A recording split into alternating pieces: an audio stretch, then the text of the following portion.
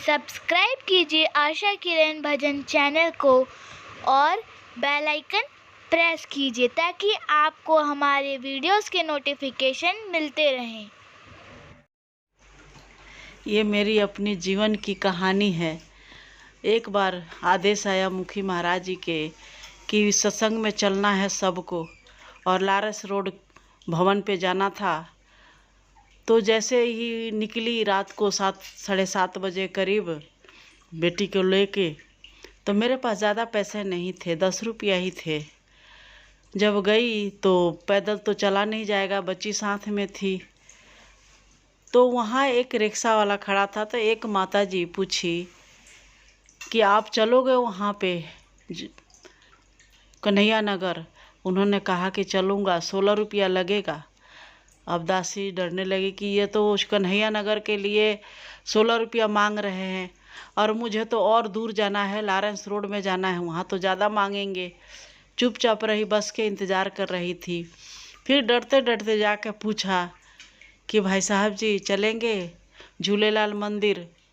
उन्होंने कहा कि हाँ चलूँगा। दासी ने कहा कितने पैसे लेंगे? उन्होंने कहा कि जो मर्जी दे देना। दासी ने कहा कि 5 रुपया लगते हैं, क्योंकि वहाँ चतुराई चली।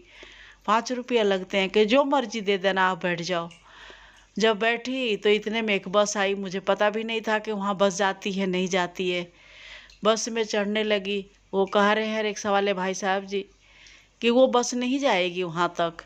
फिर भी चढ़ी तो वहाँ ड्राइवर से पूछा बस में कि ये जाएगी झूलेलाल मंदिर? उन्होंने कहा कि नहीं, लारेंस रोड नहीं जाएगी, ये मुड़ जाएगी दूसरी तरफ से। फिर उतर के उनके रिक्शा में बैठी।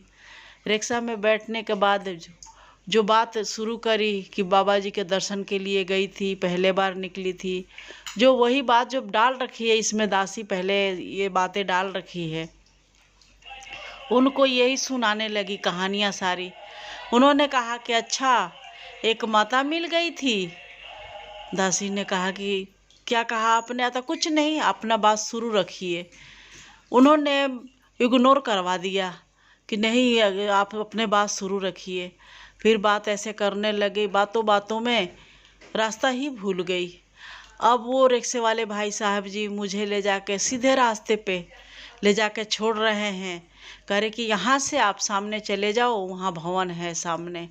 और मैं जा रहा हूँ रिक्शा जमा करने के लिए, क्योंकि मैं तो रास्ता भूल गई थी। झूलेलाल मंदिर से अंदाज़ा था, आगे के मेरे को पता ही नहीं था, वो सीधा रास्ता था। और कह रहे हैं कि एक माता बुजुर्ग इंतज़ार कर रही है कि कोई आए तो मुझे पकड़ के भवन तक ले जाए। और दासी उतरी गई तो वो माता को पकड़ के भवन तक ले गई। तो ये कैसे कैसे सतगुरु अपने भक्तों के जहाँ तक ले राह दिखा देता है, अपने भक्तों के साथ हो जाता है, भक्तों के लिए रिक्शा वाला भी बन जाता है। ये प्रभु परमात्मा अपने भक्तों के लिए सब कुछ बनता है। बस ज़रूरत है कि इसके प्रति निष्काम भाव से, विश्वास से जुड़े रहें। और जो भी हो रहा है प्रभु आपकी रहमत है, कृपा है। जो भी हो रहा है आप सही सब कुछ कर रहे हो।